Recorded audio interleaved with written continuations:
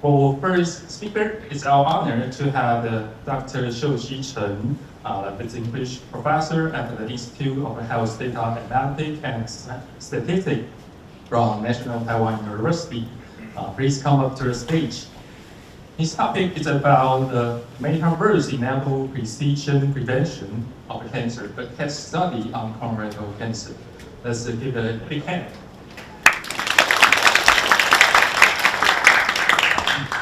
Thank you so much for Professor Low. Yeah, today I'm a host speaker. I'm giving you a lecture about how science advances from the evidence-based medicine to the precision medicine, and also to the metaverse medicine. And I think I like all we have been devoted to the evidence-based for 3 decades, 3 like more.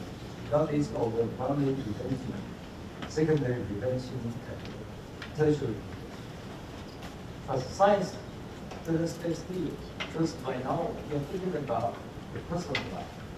It's not only for one size fits all. So yesterday, Dr. Hammo showed gave a very good lecture. So you can see different risk peoples have different individuals. So we have to have such kind of personalized-based assessments. And of course, then we can do the randomized control trials, whether personalized screening can get benefit. But it's not enough because today we like to have interaction with the people. So the metaverse becomes very popular. And how can we apply the AI models to create the agenda, like a digital twin study, which becomes also the popular. So I give very brief update about this. And before the large language models, like me and the statisticians, we are always bothered by how can we apply this model to have interaction. But the large language models solve these questions. But don't forget, it still needs to zero-shot model like the evidence-based medicine to be personalized to provide the models for knowledge of the large language models. Otherwise, always get us hallucination. And also, you need to have digital twin models for evaluations. So that's why today the large language models in the medicine behind the large clinical models apply to other fields like the industry, like the engineering, and also life. So we have to get together to work out. But the large language model is very powerful. Like me, I just finished my colonoscopies. Dr. Cho always give us a very good advice about colonoscopy bowel preparation. It's not easy, even difficult for the elderly people. Yesterday, all experts talk about screening and also the oral rate. The colonoscopy is preparation. You see, you can always use the AI, the large language models, to give the prompt and also to use your prompt through the correlation, through the attention mechanism from the large language models, and to have interaction with the people. So this is actually the whole picture about unsupervised learning and supervised learning, and also recursive machine learning programs. So if you use this for long-term care, you can help the elderly people. Very useful, I'm not kidding. Even for me, I get benefit from the large language model, power of information. because they already have a legal shot knowledge inside large language. However, if you advance to the precision-based interface, it's not easy.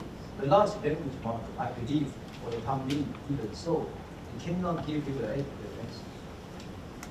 So you need to, because the power, not like the power preparators.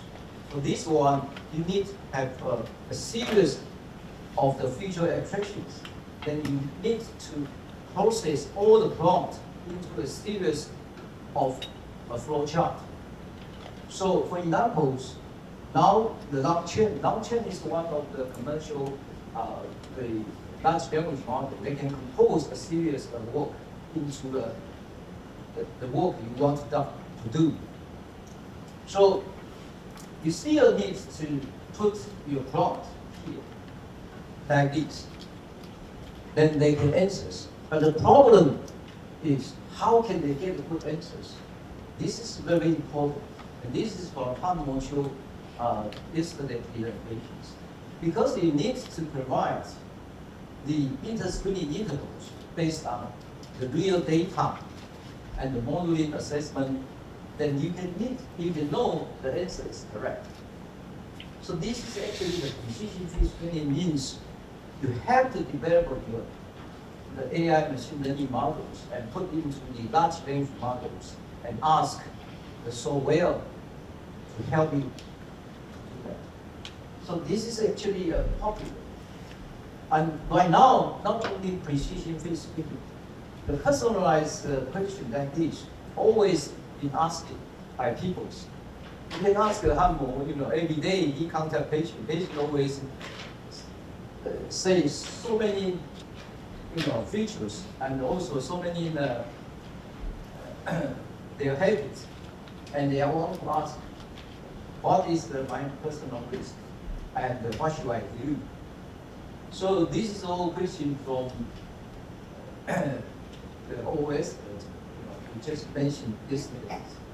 So such kind of the personalized information, how can we use the Metaverse?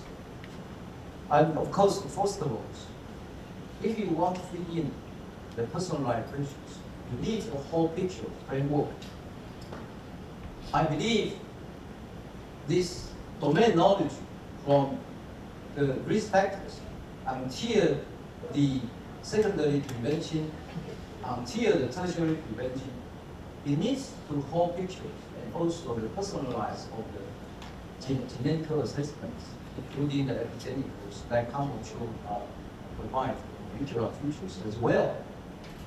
So how can we put this whole picture and map into the large language model, and this becomes a challenge? So you need the data. So data is so important. If you don't have the data, you cannot do these things. So that's why we need multimodal data for the company, not only one-dimension data, high-dimension data. And take, for examples, in our community base, in addition to nationwide screening program, we also have some community interview screening from 2004. So fortunately, you can collect these data. And if you have the data, then you can do the digital twin models. This is a 5-step procedures. Based on the data, you can see I'm already say the PCCRC and the fit interval cancer and the screen detected, and also clinical detected cancers. So how can you do from real-world data through your AI machine learning algorithm, then create the virtual digital models? But don't forget, you need to synthesize the real-world data and also virtual data to become a synthetic region. And that will make your database powerful, not only virtual, but also reflection and reality. Then you can do the evaluation of the combination of the precision preventions. So how can we do? We call this is data-driven digital twin. So I don't have time, but these technicals we already published in the computer computers in biology and medicine this year. So all the technicals, how can we do? You can refer to these papers, and they can tell you how to do that. So if you have this technical and also how to and know how to use the large derivative models, then for each patient through the Metaverse model I just mentioned, then you can choose the primary prevention, secondary prevention, and also tertiary prevention. And then you can cover all, like the Professor O, Professor Dr. Alika, and also Professor Itashi, all the things, we can talk about health promotion here. And also, we can choose different screening tools and secondary preventions. And of course, this is sequential.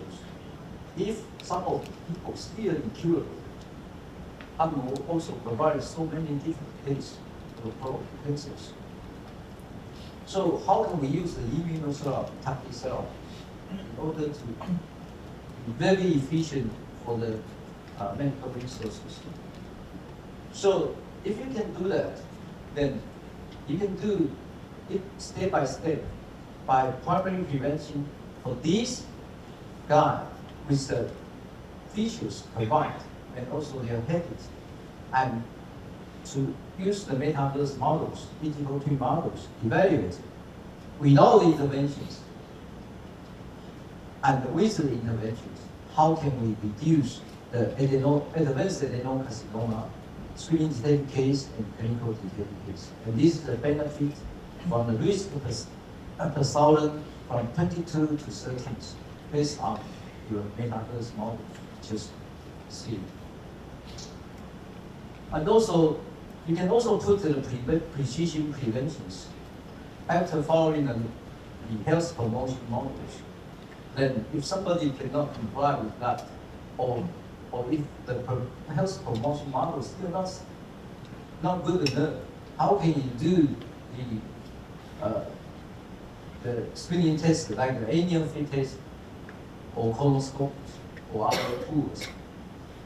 Then if you are still incurable, if still very severe case, then how can we choose updated state-of-art the tertiary preventions? And this also include the microbiota prevention from the screen level or for the screen level of the preventions. And you can always evaluate any combination to see what is the risk of the colorectal cancer and the colorectal cancer base, and to do the immersive evaluations.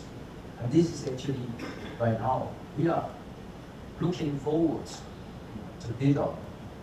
Then if you have these models, so you need to put into the large language models to make large language models know this knowledge. Then you can do the digital evaluation. And the client can have interactive to do consultations. I think this is one of the ways right now we are faced with the shortage of manpower in the world, not only Taiwan, but also everywhere, and also in the world. Everywhere we are shortage of manpower. So this is one way of helping the medical manpower to get accessible information to reach the health disparities. So I think this is my very brief lectures for you. I hope we still a long way. Although I show you this model, it's already done, but this is a long way because you still depend on the data state, depend on the domain knowledge, depends on how we deal with such kind of Metaverse of the world for different cultures and for different countries.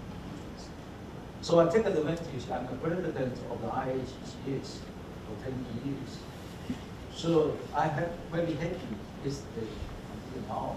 There's so many friends from Asian countries, including Singapore, Korea, and Japan. So this actually, we have also a similar meetings from 2004, starting from Keelung in Taiwan. So you can see this is the Korea peoples. My friend Hong Chu Lee and the Saigo, Professor Saigo from NCC, and also the Thailand. And this is also from Singapore. Second is in on the we have many friends. So Singapore and Korea and Japan back out. So I'm thankful for the two show and also provide this opportunity. And actually, this is just the meeting in Japan. And Matsuda is also our friend, very good friend. And this is in Japan. We start have AI for cancer screening models. And this is the stable team in NCC. So this is 2000, I think 2024, December 5th and 6th. We have had very, very good time in Korea. The topic actually is machine learning for cancer screening. So we done, our best to help each medical professional society get involved in the cancer screening and trying to advance the methodology for help them to have very good evidence-based medicines. So 2026, we go back to the Zhanghua and welcome everyone to go back to IHGS. I will still have the 4P, stick to the 4P health. So finally, I want to share with you about 4P medicine is coming because we have AI, we can do the predictions. And we have so many prevention. And very important, we want to personalize. We want to build time, personalize, build time. But most important, I think Professor Ikashi also talking about the shared decision making. I agree very much.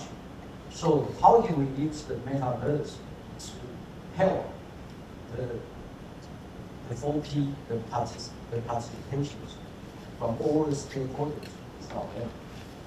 So thank you so much, and I'm still taking to YouTube in the world to make my contribution each week.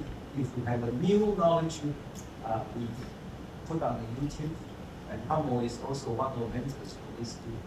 So welcome, and I hope I can always decide you to work for science, particularly in the field. Thank you so much.